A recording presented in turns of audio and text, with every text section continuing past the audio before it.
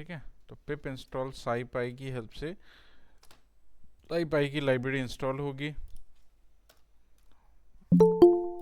और अगर इंस्टॉल्ड है तो दोबारा इंस्टॉल करने की ज़रूरत नहीं पड़ेगी आपको। ठीक है, चलिए नेक्स्ट है अलग अलग प्रोबेबिलिटी डिस्ट्रीब्यूशन के टाइप। जैसे बाइनोमियल की अगर हम बात करें तो बाइनोमियल में कल बताया था एक डिस्क्रीट प्रोबेबिलिटी डिस्ट्रीब्यूशन है where we have two outcomes only, right.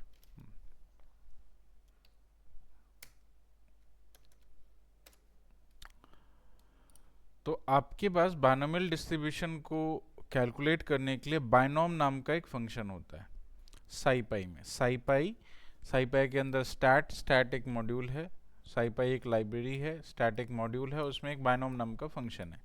बाइनोम के अंदर कई सारे मेथड हैं, जैसे एक RVS है, एक PMF है, ठीक है, log PMF है, CDF है, ठीक है, PPF है। इस तरह के कई सारे आपको फंक्शन मिल जाएंगे जिससे कि आप अपने बाइनोमियल फंक्शंस की हेल्प से आप प्रोबेबिलिटी डिस्ट्रीब्यूशन कर सकते हैं। ठीक है, तो बाइनोमियल का, मल्टीनोमियल का, सबके इस तरह के मेथड्स बन रखे हैं। तो बाइनोमियल एक तरह की क्लास है यहाँ पे, राइट।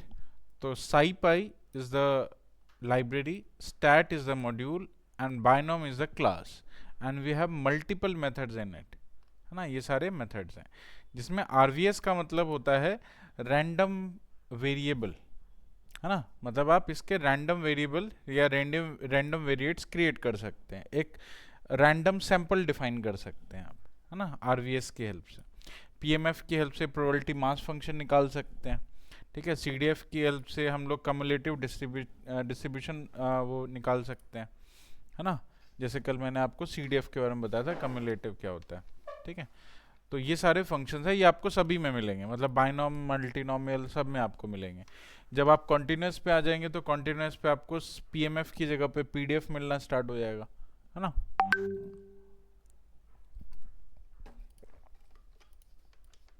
इंपोर्ट कराते हैं पहले।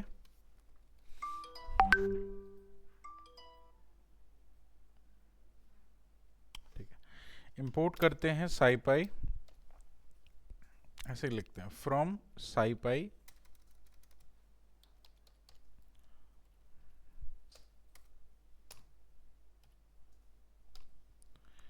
डॉट स्टैट, इंपोर्ट करना है बाइनोम, ठीक है। बाइनोम डॉट, अगर आपको RVS चाहिए तो आप RVS पास कर सकते हैं। RVS में आपको क्या क्या देना है, तो RVS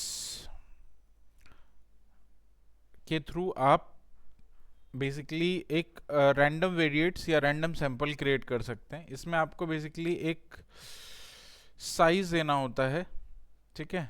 एक तो पहले n देना होता है, n is number of event, p is एक इनिशियल प्रोबेबिलिटी, ठीक है।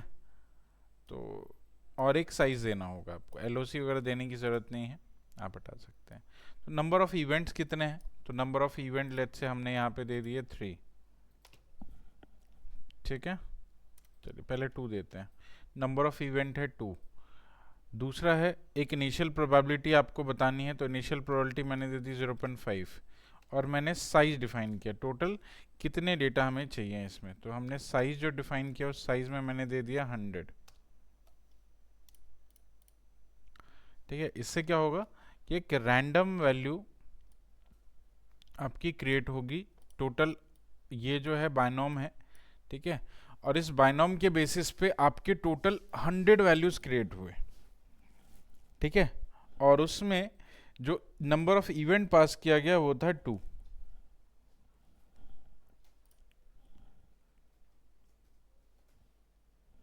ठीक है। तो मतलब 100 एक्सपेरिमेंट किए गए और 100 एक्सपेरिमेंट को 2 इवेंट के हिसाब से डिवाइड किया गया, ठीक है, जिसकी इनिशियल प्रोबेबिलिटी रखी गई 0.5, ठीक है। इस तरह से एक रैंडम वेरिएबल आपका क्रिएट हुआ, ठीक है। that this was random variable.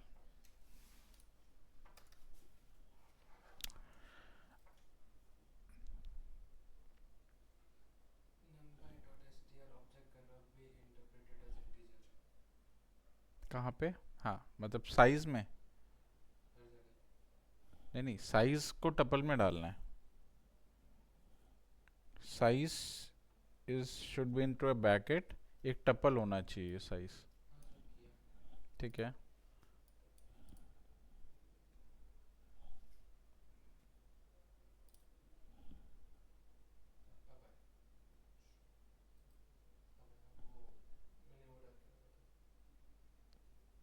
ठीक है.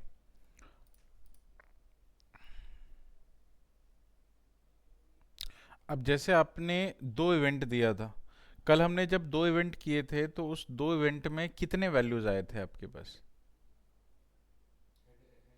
हाँ, हेड एंड टेल वाले. जैसे मैंने दो इवेंट किए तो दो इवेंट में कितने वैल्यूज आए? चार आए थे. और हम लोग चेक किस हिसाब से डिस्ट्रीब्यूशन करते हैं? 0, 1 और 2, यही किया था हमने. सेम आप देखोगे यहाँ पे जब हमने दो इवेंट पास किए तो इसने वैल्यू किस में दी है? 0, 1 और 2 में. ठीक है. और इसके टोटल 100 एक्सपेरिमेंट्स हैं.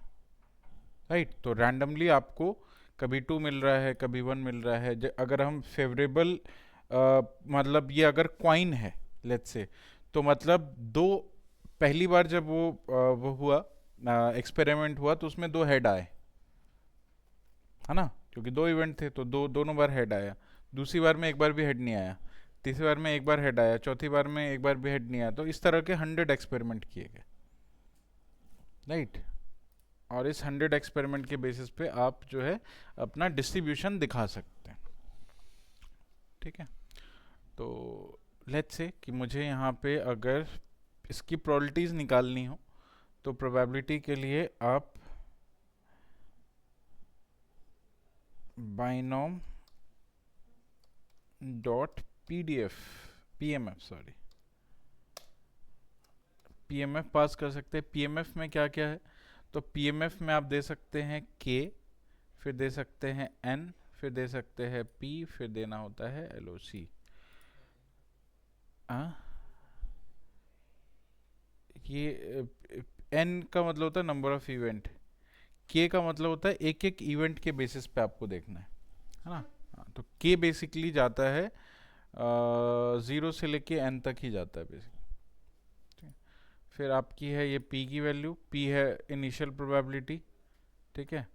और एल ओ सी यहाँ पे बेसिकली यूज़ करते हैं जब हमें कोई न्यूमेरिक डेटा देना हो, तो मीन वैल्यू आप दे सकते हैं एल ओ सी में. ठीक है. इसका बाइनोम साइपाई बाइनोम पीएमएफ.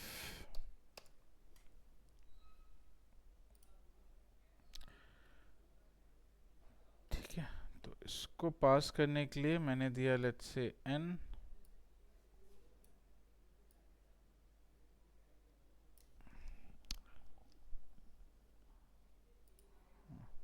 अब जैसे इसकी बात करें तो जो अभी डेटा हम लोग यूज़ कर रहे थे उस डेटा में हम लोग क्या करेंगे कि ये है आरवी, जो जिस डेटा पे हमें प्रोबेबिलिटी दिखानी है वो हमने पास कर दिया. ठीक है. एन की वैल्यू ऑलरेडी हमने दे रखी है 2. ठीक है. इनिशियल प्रोबेबिलिटी ऑलरेडी दे रखी है 2.5. ठीक है. तो इसने क्या किया, सभी की प्रोबेबिलिटी आपको डिफाइन करके दे दी. ठीक है. आपने जो आरवी बनाया था, रैंडम वेरिएबल बनाया था, उसमें जितनी वैल्यूज बनी थी उन सभी वैल्यू का एक रैंडम वैल्यू आपको आपका प्रोबेबिलिटी जनरेट करके इसने दे दिया, पीएमएफ जनरेट करके. हाँ, आरवी एक नाम, एक आप वेरिएबल नेम ले लीजिए आरवी.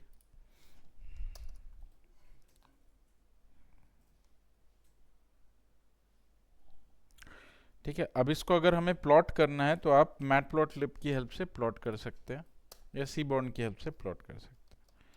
तो मैं प्लॉट में क्या करूँगा, फ्रॉम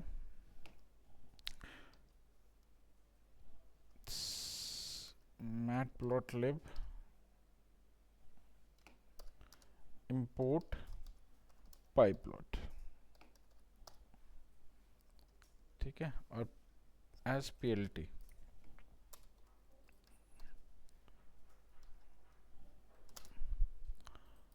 ठीक है, और plt डॉट यहाँ पे हम लोग कर रहे हैं बार प्लॉट,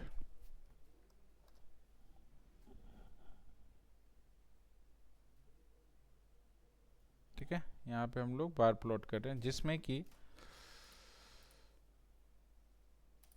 हम लोगों ने यहाँ पे टोटल नंबर ऑफ इवेंट्स है 100, है ना, मतलब टोटल नंबर ऑफ एक्सपेरिमेंट है 100। तो हम लोगों ने यहाँ एक एक्सपेरिमेंट नाम से वैल्यू बना ली जिसमें हमने रेंज दे दिया 1 से लेकर के 101 तक, क्योंकि टोटल वैल्यूज हमारे पास जो पीएमएफ की है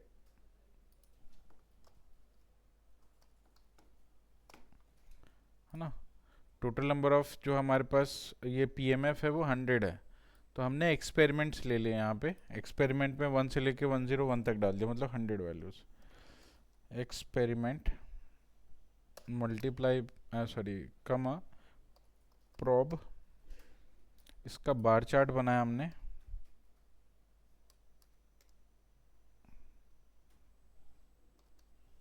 plt डॉट शो,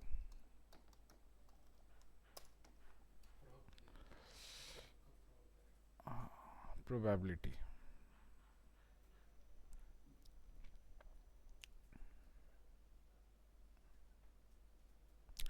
तो जितने एक्सपेरिमेंट हुए हर एक्सपेरिमेंट के बेसिस पे आपको उसकी प्रोबेबिलिटी दिख रही है कि कौन से नंबर पे, कौन से एक्सपेरिमेंट पे आपके डेटा के जो आपका आउटकम है उस आउटकम के आने की क्या प्रोबेबिलिटी है, ठीक है। तो ये अलग अलग इस तरह से, तो या तो 0.5 है या 0.25 है या 0 है, तीन ही हो सकते हैं। जैसे कल मैंने आपको बताया था ये 3 प्रोबेबिलिटी हो सकती है आपके डेटा के आने की इफ़ यू हैव 2 इवेंट्स। तो 1.1 डिवाइडेड बाय 4 हो सकता है, 1/2 हो सकता है, 1/4 हो सकता है, ठीक है। तो 1/4 मतलब 0.25, 1/2 का मतलब 0.5, और ये हो गया 0.25, ठीक है। तो उसके बेसिस पे ये आपका अलग अलग एक्सपेरिमेंट पे अलग अलग प्लॉटिंग्स, ठीक है। तो इस तरीके से हम लोग निकालते हैं अपने डेटा की प्रोबेबिलिटी, आउटकम की प्रोबेबिलिटी एंड उसको हम प्लॉट करके दिखा सकते हैं। चलो नोट करो इसको।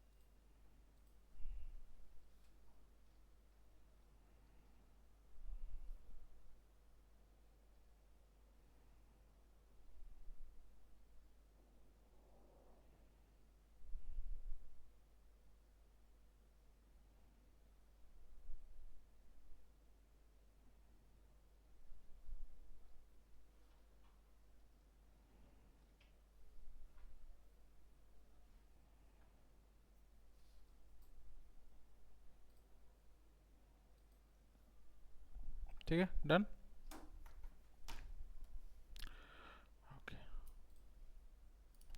अब आते हैं नेक्स्ट, बाइनोमियल के साथ साथ हम लोग मल्टीनोमियल प्रोबेबिलिटीज भी निकाल सकते हैं।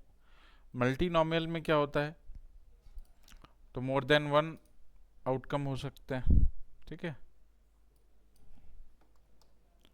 मल्टीनोमियल,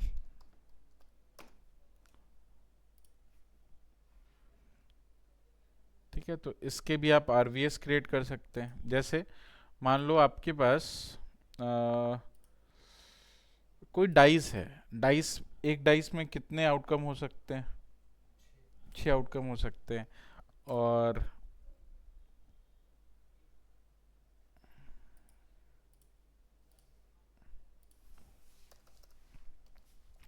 अगर 2 बार इवेंट को परफॉर्म कराया जाए, है ना, इसमें भी हम 2 इवेंट के बेसिस पे कर रहे हैं। मान लो एक डाइस है, डाइस रोल करना है, ठीक है, और डाइस रोल करना है तो एक इवेंट पे टोटल हमारे पास 6 आउटकम्स हैं, राइट। तो अगर हमने 2 इवेंट किए तो 2 इवेंट में कितने आउटकम्स रैंडम स्पेसेस बन सकते हैं? मतलब 2 बार डाइस को रोल करना है।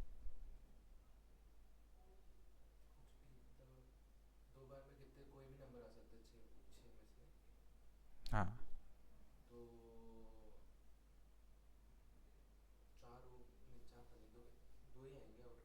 क्यों 2 ही आउटकम आएंगे?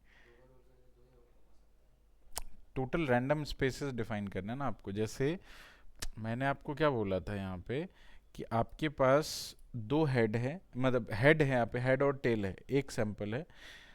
एक सॉरी एक कॉइन है, एक कॉइन को जब हम लोग टॉस करेंगे तो हेड और टेल आ सकता है, लेकिन जब 2 बार करेंगे टॉस तो आपके 4 सैंपल स्पेसेस बन सकते हैं, रैंडम सैंपल स्पेस। वैसे ही अगर आपके पास एक डाइस है तो उसके टोटल 6 आउटकम आ सकते हैं, ठीक है। और अगर 2 बार डाइस रोल किया तो कितने रैंडम स्पेसेस क्रिएट हो सकते हैं?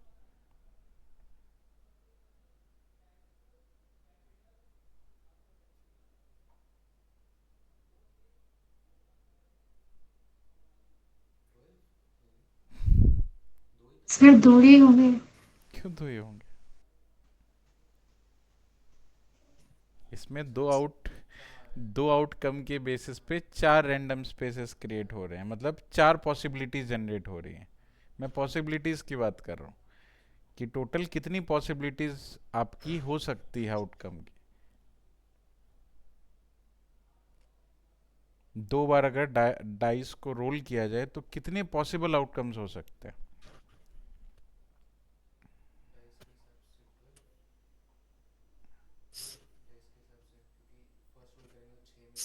सर 10। 2 साथ में करना है। सर 4 होंगे। क्यों 4 होंगे? तो 2 आउटकम के बेसिस पे 4 मिला था आपको, 36 होंगे ना। Six six to the 6 to the power 2। आपको कल मैंने यही तो फॉर्मूला बताया था, जितने आउटकम होते हैं उस आउटकम के बेसिस पे जितने इवेंट होते हैं उसको पावर करते हैं। तो 2 आउटकम थे तो 2 का पावर हमने कर दिया था 2, 2 का पावर कर दिया था 3, 2 का पावर कर दिया था 4। मतलब जितने इवेंट हो उसके बेसिस पे उसके रैंडम सैंपल स्पेसेस डिफाइन हो रहा है ना। मतलब नंबर ऑफ पॉसिबिलिटीज डिफाइन हो रही है कि कितने आउटकम्स आ सकते हैं आपके पास, ठीक है। वैसे ही अगर हमने मल्टी में किया तो मल्टी में अगर आपके पास 6 आउटकम्स हैं एक बार में, एक डाइस पे, तो अब उस 6 आउटकम्स को अगर आप 2 बार इवेंट में चलाते हैं तो टोटल नंबर ऑफ जो आउटकम्स बने 36 बनेंगे, 36। You can have 36 possibilities. समझे? हाँ, ठीक है। तो यहाँ पे अगर हम मल्टी की अगर बात करें तो साइपाई स्टैट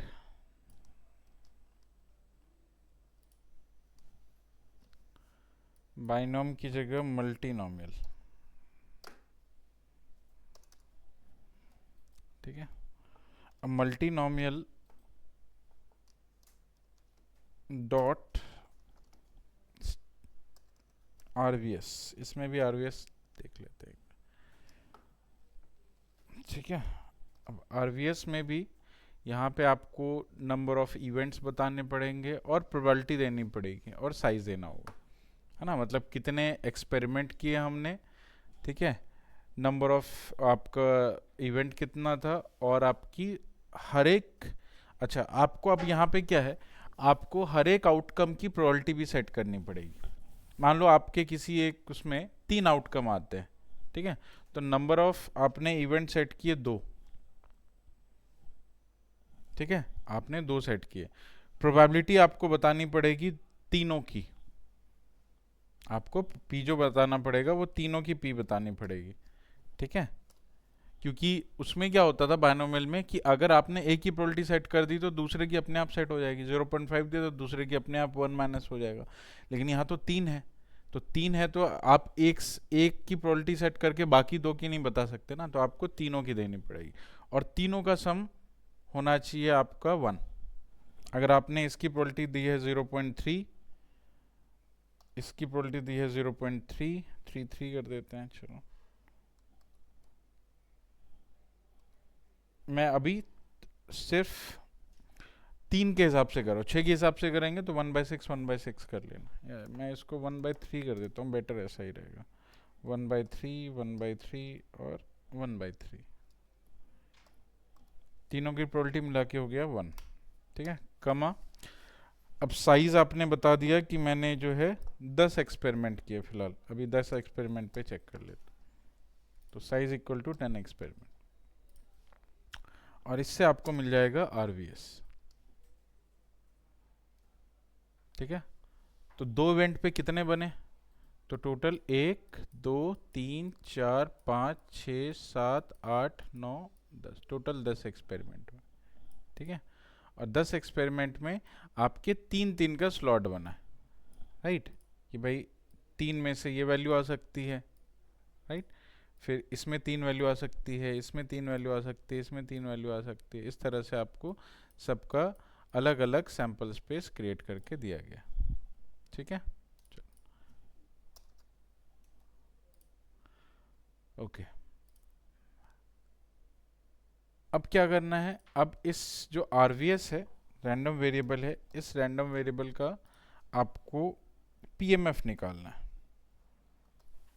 तो पीएमएफ किया, इसमें भी पीएमएफ सेम निकलता है, वही आरवीएस में जैसे उसमें निकाला था, इसमें भी पीएमएफ में आप एक्स देंगे, एन देंगे और पी देंगे, है ना, इसमें एलओसी देने की ज़रूरत नहीं है।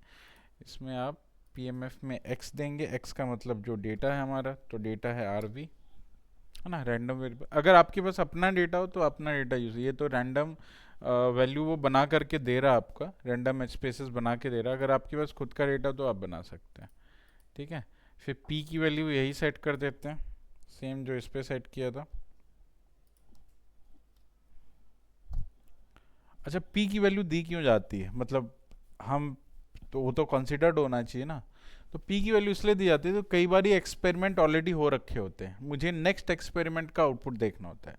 तो अगर पहले से एक्सपेरिमेंट हो रखे हैं तो प्रोबेबिलिटी पहले से जनरेट हो चुकी है। तो अगर पहले से प्रोबेबिलिटी जनरेट हो चुकी है तो उसके अकॉर्डिंग आप आगे की प्रोबेबिलिटी देखना चाहते हो तो उसको आप सेट कर सकते हो। मान लो कि कोई कॉइन ऑलरेडी टॉस हो चुका है जिसमें हेड और टेल की प्रोबेबिलिटी 0.5 नहीं रही, अब मान लो 10 एक्सपेरिमेंट हो चुके हैं। अब जब मैंने 10 एक्सपेरिमेंट किए तो 10 एक्सपेरिमेंट में क्या हुआ कि क्वाइन में जो हेड था, हेड की प्रोबेबिलिटी 0.8 आई और टेल की प्रोबेबिलिटी 0.2 आई 10 एक्सपेरिमेंट में, मतलब 8 टाइम्स जो है वो हेड आया है और 2 टाइम्स टेल आया। अब प्रोबेबिलिटी चेंज हो गई है, अब मुझे आगे की प्रोबेबिलिटी देखनी है।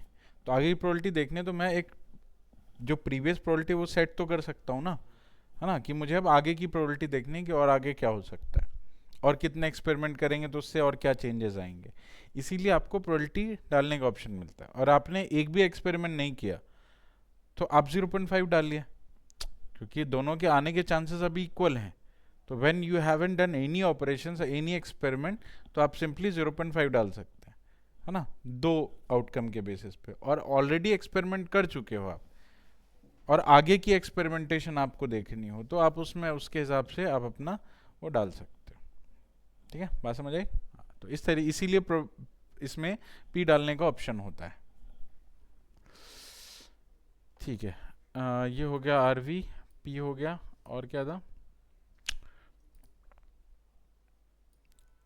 एन, अच्छा एन तो डाला ही नहीं, तो एन की वैल्यू है आपको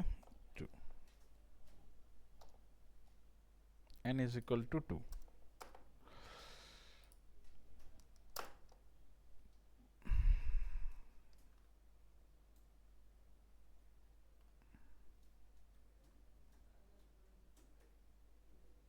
अच्छा, मैंने आरवी पे क्यों डाल दिया?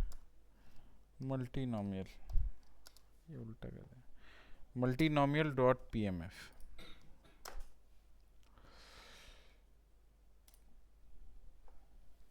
ठीक है, तो उसने 10 एक्सपेरिमेंट किए, 10 प्रोबेबिलिटीज आपको दे दी।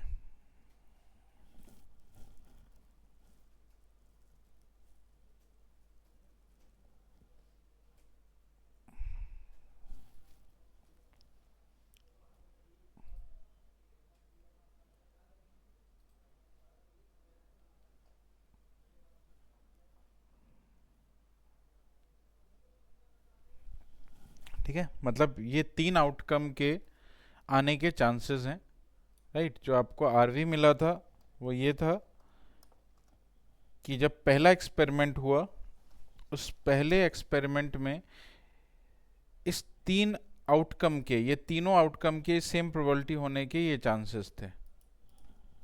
ठीक है, 0, 2, 0, है ना, कि मतलब ये एक बार भी नहीं आया, दूसरा वाला 2 बार आ गया, ये तीसरा वाला 0 बार आया। फिर नेक्स्ट एक्सपेरिमेंट हुआ तो ये पहला वाला एक बार भी नहीं आया, दूसरा वाला एक बार आया, फिर ये 2 बार आया, एक बार ये आया, एक बार ये आया। ठीक है, तो ये 3-3 करके आपको इसीलिए दे रखा है। ठीक है, तो ये है आपका मल्टीनोमियल। जब आपके पास number of outcomes more than 2 हो तो आप यूज़ कर सकते हैं मल्टीनोमियल। ठीक है, आरवी की जगह पे आप अपना डेटा पास कर सकते हैं। ठीक है, चलिए नेक्स्ट आते हैं पॉइसन। अब पॉइसन डिस्ट्रीब्यूशन थोड़ा सा डिफरेंट है, जैसे कल मैंने आपको बताया था। पॉइसन डिस्ट्रीब्यूशन जो होता है वो on the basis of timeline होता है।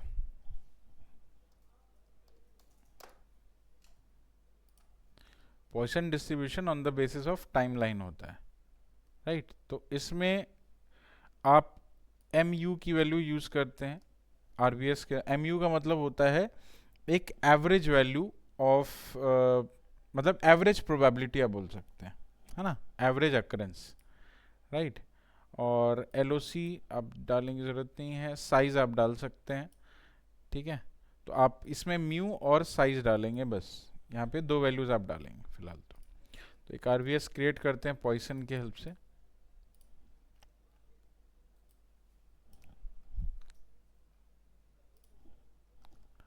मल्टीनोमियल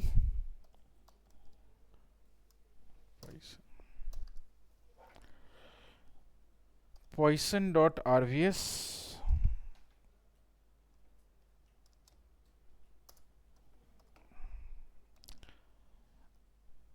तो यहाँ जो म्यू है वो बेसिकली एक एवरेज है।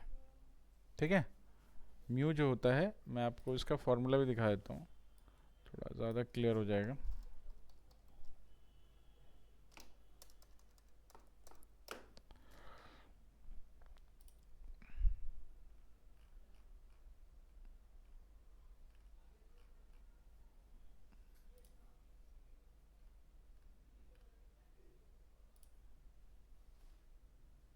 ठीक है, Poisson distribution is a discrete distribution. It estimate how many times an event can happen in a specified time.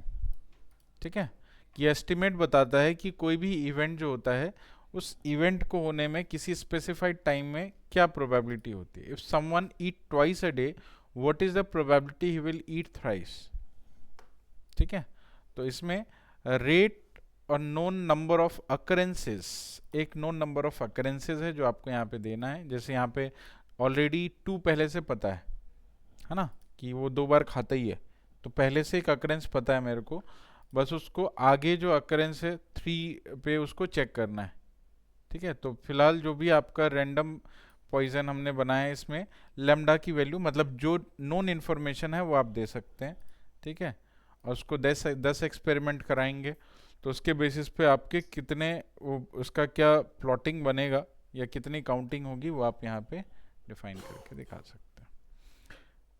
ठीक है, चलिए तो यहाँ पे इसी को प्लॉट कर लो, बेसिकली यहाँ पे दे ही रखा है। ये नंपाई में रैंडम, अच्छा वैसे भी दे सकते हैं आप, लेमडा की जगह पे 2 डाल दो। यहाँ पे लेमडा नहीं, यहाँ पे म्यू है, यहाँ पे इस फंक्शन के अंदर म्यू यूज़ किया गया, वहाँ लेमडा यूज़ किया गया, एक ही बात है। इसमें लेमडा नहीं यूज़ होगा, यहाँ पे म्यू है।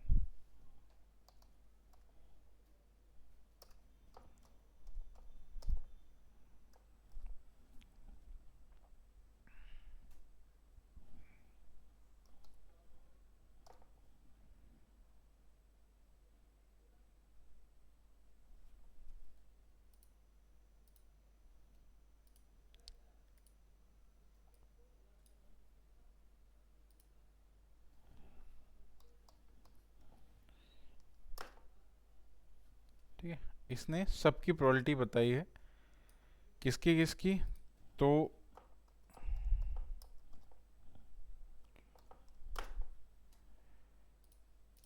इस रैंडम वैल्यू के हिसाब से उसके एक बार खाने की क्या प्रोबेबिलिटी है, 2 बार खाने की क्या प्रोबेबिलिटी है, 4 बार खाने की क्या प्रोबेबिलिटी है, 3 बार खाने की क्या प्रोबेबिलिटी है, ये उसने पूरा इस तरह से बना रखा है। ठीक है, अगर सेम डेटा की अगर हम बात करें तो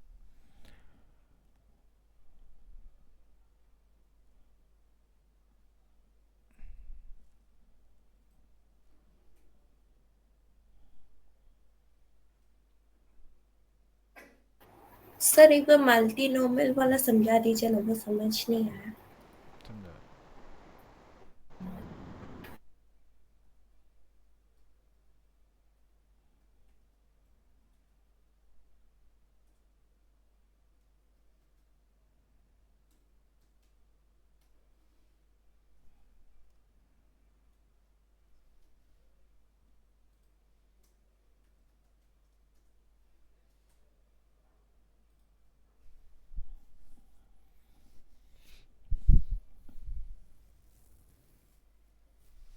ठीक है, चलिए मल्टीनोमियल में क्या है। मल्टीनोमियल में बेसिकली मैंने आपको बताया कि 3 आउटकम्स हैं आपके पास, 3 आउटकम के बेसिस पे आपको प्रोबेबिलिटी जनरेट करनी है।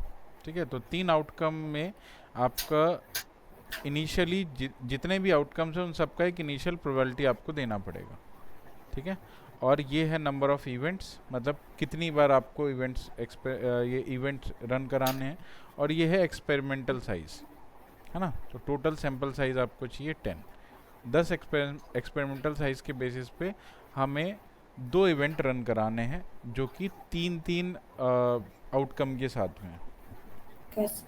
ठीक है, राइट। तो इसके बेसिस पे जब हमने इसका रैंडम वेरिएबल निकाला तो हर एक 3 वेरिएबल के हिसाब से, जैसे 2 हो गए आपके यहाँ पे, जैसे मैंने है ना, वैसे ही आपके यहाँ पे 0 1 2 जैसे निकला था, 2 इवेंट के बेसिस पे निकला था, वैसे यहाँ पे भी कोई एक वैल्यू जो है, एक सिंगल वैल्यू, जैसे 3 वैल्यू है तो 3 वैल्यू के एक बार जो पहली वैल्यू है उसकी एक बार भी नहीं आने के क्या चांसेस हैं, तो यहाँ पे उसमें दे दिया 0, मतलब जब वो एक्चुअली वो रैंडम वेरिएबल क्रिएट हुआ तो तीनों वैल्यूज़ के बेसिस पे आपको वो सैंपल एक बना करके दे रहा है कि ये रैंडम सैंपल ये है कि पहली बार में जो पहला आउटकम है वो 0 टाइम अकर हुआ है, जो दूसरा आउटकम है वो 2 बार अकर हो गया, जो तीसरा आउटकम है वो एक बार भी अकर नहीं हुआ। ठीक है, तो 0 to 0, राइट। नेक्स्ट टाइम पे जब दोबारा एक्सपेरिमेंट हुए तो दोबारा एक्सपेरिमेंट में हुआ कि पहला आउटकम जो है वो एक बार भी अकर नहीं हुआ, है ना, दूसरा जो है वो एक बार अकर हुआ और तीसरा वाला एक बार अकर हुआ। ठीक है, तो इस तरह से आपने 10 एक्सपेरिमेंट किए और 10 एक्सपेरिमेंट के बेसिस पे ये पूरा डेटा जनरेट हुआ। ठीक है, और इसकी प्रोबेबिलिटी आपने यहाँ पे पीएमएफ से निकाला। सेम एज यहाँ पे भी हमने आपको बताया कि पॉइजन में जो होता है वो ऑलरेडी एक टाइमलाइन का इंफॉर्मेशन आपके पास होना चाहिए। जैसे किसी चीज़ का एवरेज आपको पहले से पता है, किसी चीज़ के बारे में ऑलरेडी पहले से पता है, आपको उसके आगे की प्रोबेबिलिटी चेक करनी है, तो आप यहाँ पे यूज़ कर सकते हैं। तो यहाँ पे म्यू की वैल्यू हमने डाली, जिसमें कि म्यू बेसिकली क्या था कि हमें ये चेक करना था कि if someone Yeats twice a day what is the probability he will eat thrice, right. तो उसके बेसिस पे हमने यहाँ पे एक सैंपल साइज डिफाइन किया, ठीक है, कि 10 एक्सपेरिमेंट किए, 10 बार खिलाया उसको, 10 बार ये, या तो 10 दिन तक चेक किया, है ना, 10 दिन तक हमने उसको चेक किया कि उसकी क्या क्या प्रोबेबिलिटी बन सकती है। तो उसने यहाँ पे जब प्रोबेबिलिटी, जब डेटा सैंपल जनरेट करके दिया तो सैंपल में 1 आया, मतलब उसने एक बार खाया, दूसरे दिन में उसने 2 बार खाया, तीसरे दिन में उसने 4 बार खाया, चौथे दिन में उसने 3 बार खाया, फिर 1 खाया, फिर 3 बार खाया, ठीक है। इस तरह से इसका एक सैंपल डिफाइन हो गया। अब सैंपल के बेसिस पे आप इसका प्रोबेबिलिटी डिफाइन कर सकते हैं, ठीक है।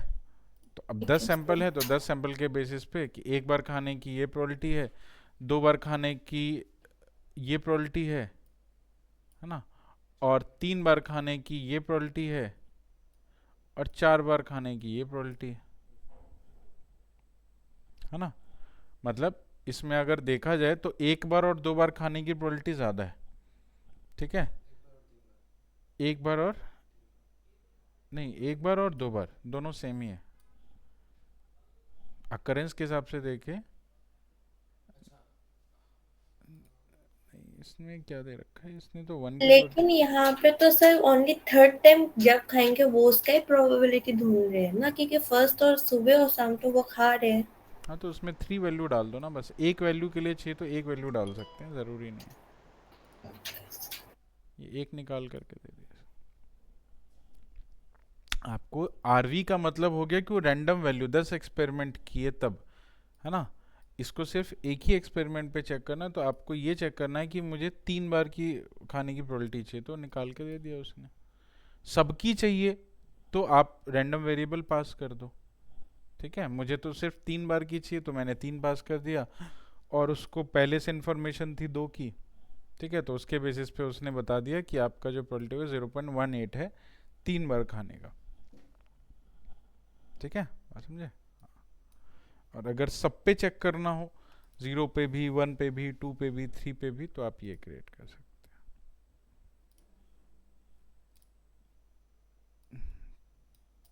इसने 6 भी जनरेट करके दे दिया, और रेंज भी बता सकते हो वैसे आप, ठीक है। चलिए, तो ये हो गया आपका तीनों डिस्क्रीट प्रोबेबिलिटीज आपके। अब आते हैं कॉन्टिन्यूस प्रोबेबिलिटीज पे, ठीक है। कॉन्टिन्यूस में सबसे पहले नॉर्मल डिस्ट्रीब्यूशन।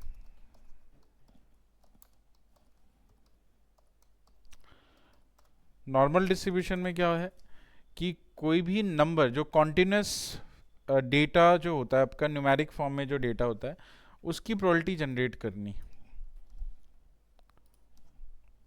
तो कोई भी डेटा अगर नॉर्मल डिस्ट्रीब्यूशन के फॉर्म में हो, इसका नॉर्मल का भी हम लोग आरवीएस क्रिएट कर सकते हैं। इसके लिए हम नॉर्म यूज करेंगे डॉट आरवीएस,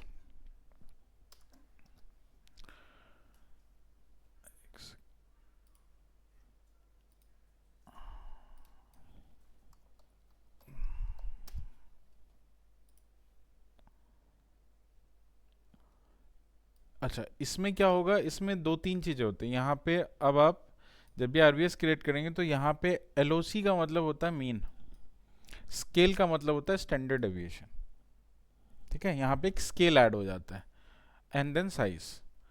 तो आप एक मीन वैल्यू देंगे, मतलब एक मैंने जो डेटा बनाया उस डेटा का एक मीन है, right, what ever mean it is, कोई भी मीन हो सकता है। तो मीन वैल्यू के बेसिस पे वो एक आपको रैंडम सैंपल क्रिएट करके दे देगा, है ना, जो कि नॉर्मल डिस्ट्रीब्यूशन के बेसिस पे। तो मैंने यहाँ पे एक मीन पास किया, एलओसी की वैल्यू पास करी, एलओसी की वैल्यू मैंने पास करी लेट से 3, मतलब मैं मेरे डेटा का मीन 3 है ना। आप मीन निकाल के दे सकते हैं अलग से। फिर उसके बाद आपने स्टैंडर्ड डेविएशन के लिए स्केल डिफाइन किया, तो स्केल की वैल्यू हमने डिफाइन की लेट से 2, और एक साइज पास कर दिया। तो यहाँ पे स्केल एलओसी का मतलब है मीन, एलओसी जो है वो है मीन, एंड स्केल का मतलब स्टैंडर्ड डेविएशन।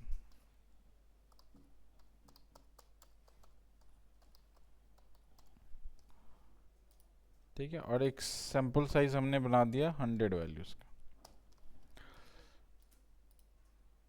ठीक है, रैंडम वेरिएबल एक बार प्रिंट करके देखते हैं।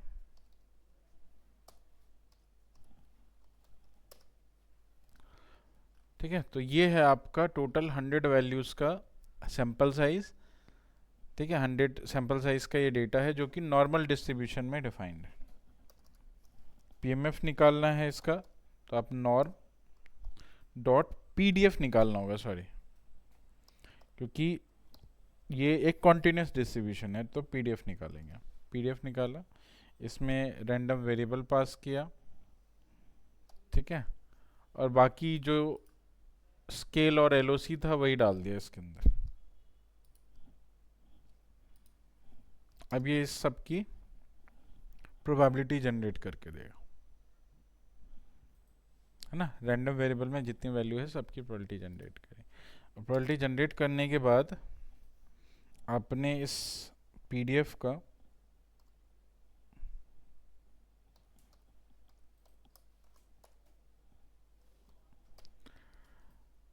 नॉर्मल पीडीएफ का आपने एक प्लॉटिंग डिफाइन किया, पीएलटी डॉट प्लॉट, मतलब लाइन डिफाइन किया।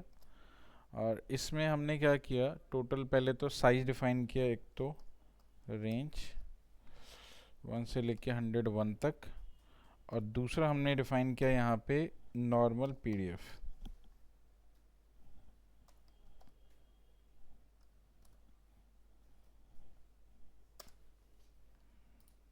तो एक्स और वाई,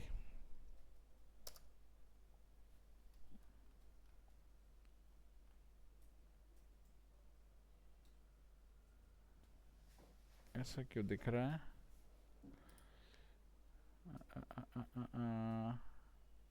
अच्छा, यहाँ पे वैल्यू डाल दो, इंस्टेड यहाँ पे आरवी डाल दो, वैल्यू के बेसिस पे प्रोबेबिलिटी।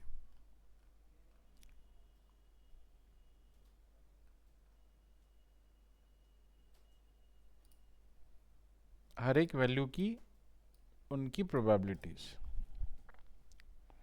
तो रैंडम वेरिएबल से जो जनरेट हुआ है ना, उसी जनरेटेड वैल्यू का हमने एक प्रोबेबिलिटी डिफाइन किया। तो एक तरह का आप देखोगे यहाँ पे, तो प्रोबेबिलिटीज जो है वो आपको कुछ इस तरह की दिख रही है, जिसमें कि जहाँ पे 3 है, अगर आप देखो ध्यान से, अब चूंकि रैंडम था ये, राइट, तो रैंडम था तो क्या हुआ कि पहले ये वैल्यू मिली फिर ये वैल्यू मिली, इसलिए आपको जिगजैग सा दिख रहा है, बट एक तरह का बेल शेप्ड आपको स्ट्रक्चर दिख रहा है। अब इसमें क्या है, अगर इसको शॉर्ट करके करें हम, मतलब अब चूंकि ये डेटा रैंडम है, तो रैंडम डेटा को अगर हम शॉर्ट करके यूज कर लें, तो शॉर्टिंग में क्या होगा कि डेटा सीक्वेंस में आएगा। सीक्वेंस में आएगा तो एक तरह का बिल्कुल जो है स्मूथ बेल शेप्ड आपको बना के दे। लेकिन इसमें अगर ध्यान से देखें तो आपका जो मीन है वो 3 था, तो और 3 की जो प्रोबेबिलिटी है, ये 3 यहाँ बीच में है, और 3 की प्रोबेबिलिटी सबसे हाईयर है। ठीक है, वो कल मैंने आपको बताया भी था कि कॉन्टिन्यूस के किसी भी इसमें, कॉन्टिन्यूस नॉर्मल डिस्ट्रीब्यूशन में जो मीन होता है वो मीन सबसे प्रोबेबल होता है। ठीक है, तो इसीलिए उसकी प्रोबेबिलिटी सबसे हाई है ना। बाकी इसकी रैंडमनेस चेंज करना चाहते हो तो इसकी शॉर्टिंग कर सकते हैं, आरवी डॉट शॉर्ट कर लो। ठीक है, शॉर्ट फंक्शन लगा के उसके बाद इसको जो है प्लॉट कर दो।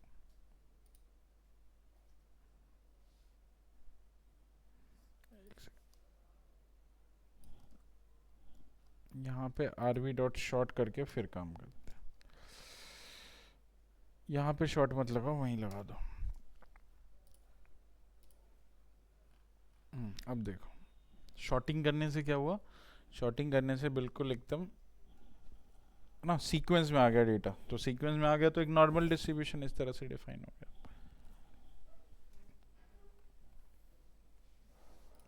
ठीक है, बात समझ आई? तो इस तरीके से हम लोग नॉर्मल डिस्ट्रीब्यूशन डिफाइन कर सकते हैं। जहाँ पे मैं आरवी डाल रहा हूँ वहाँ पे आप अपना डेटा पास कर सकते हैं सिंपली, जहाँ जहाँ पे आरवी गई है वहाँ वहाँ पे आप अपना डेटा पास कर लीजिए। ठीक है, सेम अगर हमें यूनिफॉर्म डिस्ट्रीब्यूशन डिफाइन करना है, ऑलमोस्ट सेम ही है सब कुछ, बस हमें नॉर्म की जगह यूनिफॉर्म यूज़ करना है।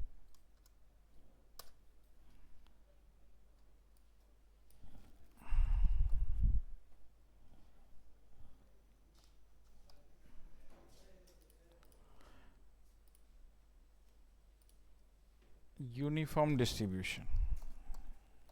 सर ग्राफ आपके जैसे नहीं आ रहा, स्ट्रेट लाइन पे आ रहा है दोनों में। स्ट्रेट लाइन पे आ रहा है, स्ट्रेट लाइन तो नहीं आना चाहिए, एक बार चेक कर लो कोड फिर से।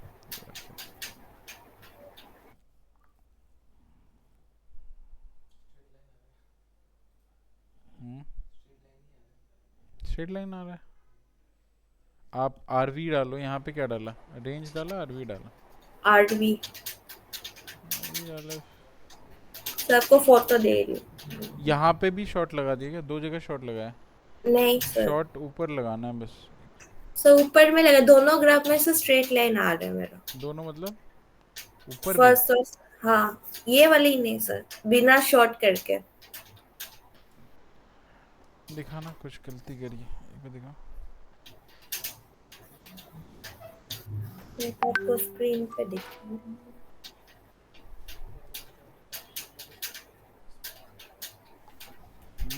ऊपर वाला एलओसी दिया आपने 3, स्केल दिया है 2 और साइज दिया है 100 टप्पल। आपको टप्पल देना है साइज, आपने टप्पल नहीं दिया।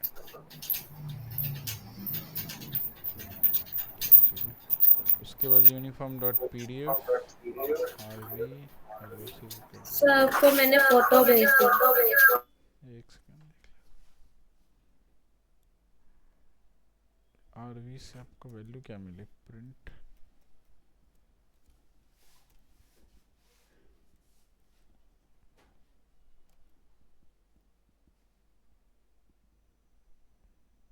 वैल्यू मिला है, ठीक है।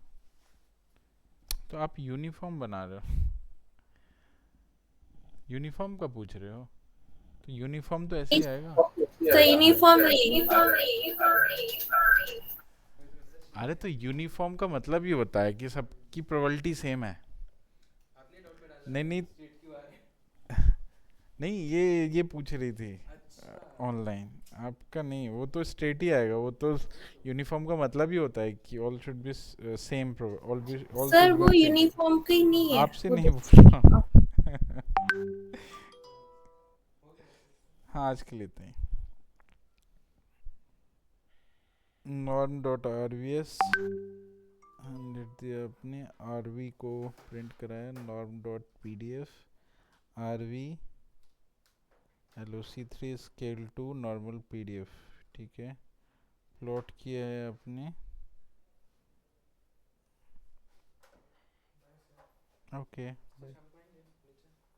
हाँ, शाम को देखता हूँ ना, एक मीटिंग है, अगर मीटिंग जल्दी होगी तो फिर आ जाऊँ।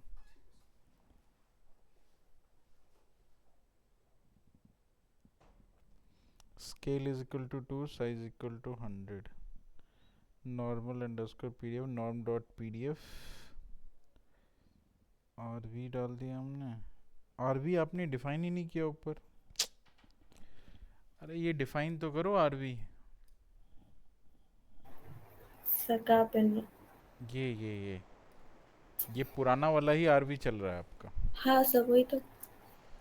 वही तो नहीं, मतलब ये जो नॉर्म से डिफाइन किया आपने, इसको एक वेरिएबल में डालो तो सही। ठीक आपने है सर। वेरिएबल में डाला ही नहीं, वो तो पहले वाला जो आरवी है रैंडम वेरिएबल, इसका वाला जो हम लोग का पॉइजन है उसी का चल रहा है। हाँ सर अभी ठीक हो गया। ठीक है, चलो चलो मिलते हैं नेक्स्ट क्लास में।